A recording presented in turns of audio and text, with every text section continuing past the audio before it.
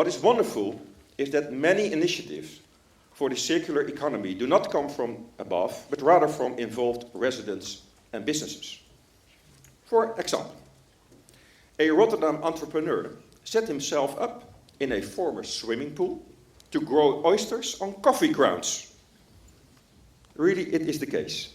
He picked up those coffee grounds by bike every day from all sorts of cafes and restaurants. People like you and me can now go to this nursery for a household kit with which we can grow mushrooms at home.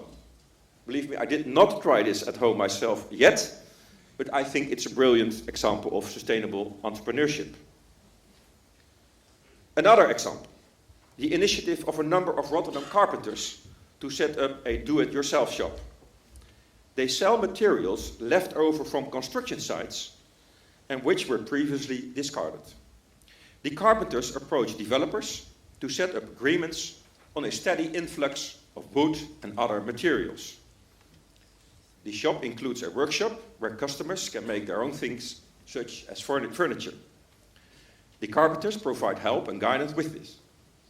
Thus, the shop-cum workshop not only has the function to reuse waste materials, but the shop also has a social function where people come into contact with each other.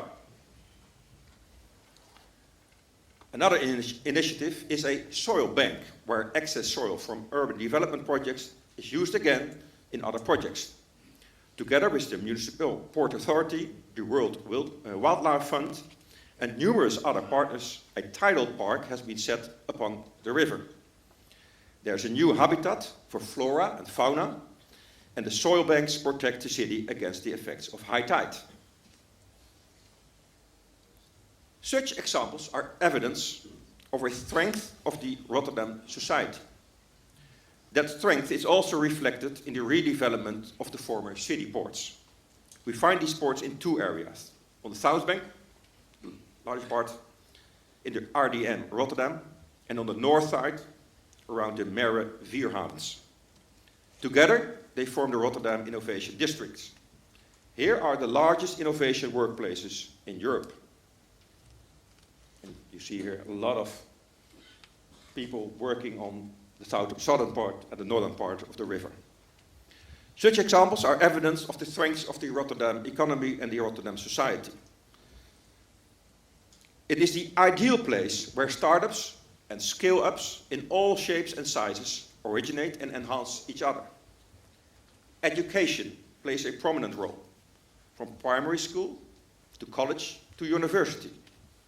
In addition to top educational institutions, top-ranking companies work together with starting entrepreneurs on innovative developments.